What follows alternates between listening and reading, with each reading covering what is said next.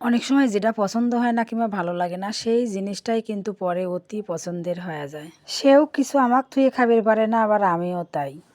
অনেক কথাই কবের চাই ভিডিওতে, কিন্তু কওয়াই হয় না, ভিডিও ফুরায় যায়, মানে শেষ হয়ে যায়। নমস্কার, কিরম আছেন সবাই? আশা করতেছি সবাই অনেক অনেক ভালো আছেন।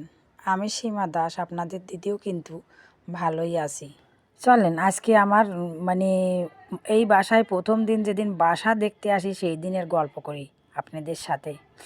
তো যেদিন আমি প্রথম এই বাসা দেখতে আসি না, প্রথমে কিন্তু ভালো লাগছিল না, মানুষগুলোও কীরকম যেন একটু আজব আজব লাগতেছিল। তো যাই হোক, আসলাম আমরা বাসায়। আইছিলাম আমরা 19 সালের ঠিক এই মাসেই। তারপরে তো 20 সালের করোনা শুরু হয়ে গেল। তো একদিন মানে আমার তখনও লেনদেন শুরু হয় নাই।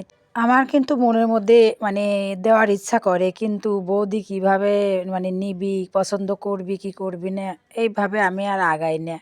কীরকম বাসে, যাই হোক কিছুদিন উঠা বসা না করলে তো মানসিক চেনা যায় না, নাকি কোন? পরে একদিন দেখি বৌদি পুরি বানাইছে, বৌদি এসে আমাকে দিয়ে গেল। তখন আপনাদের দাদার কাছে আমি করছিলাম, দেখো বৌদি না আমাকে পুরি দিয়ে গেল, তাহলে তো দেওয়াই যায়, যেহেতু সে দিল আমরা দিলেও তো তাহলে নিবি সে। এইভাবে শুরু হলো উঠা বসা, দেওয়া নেওয়া খাওয়া। এখন তো সেই মানে একে অপরে না দেখলেও ভালো লাগে না, আবার একটা ভালো মন্দ কিছু হলে না খাওয়ালেও ভালো লাগে না। অল্প হলেও আমরা কিন্তু দিয়েই খাই, এরম একটা অবস্থা হয়েছে এখন। শুধু খাওয়া দাওয়াই না, আরও কিছু চলে, মানে কথাবার্তা একে অপরের কাছে শেয়ার না করলেও ভালো লাগে না।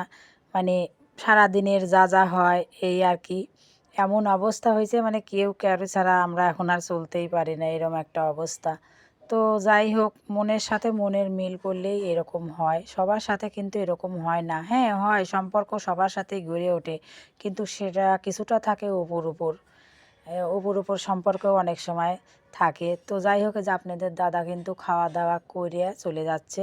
কি রান্না করব আমি তাও কাটি কুটি দিয়ে গেছে। ইদানিং কাটাকুটার কাজটা বেশিরভাগ সে করতে চায়, আমিও দেই, কারণ হাতটা ভালো রাখার জন্যে, তার হাতটা রানিং করার জন্যই সে আরও কাটাকুটি শুরু করে।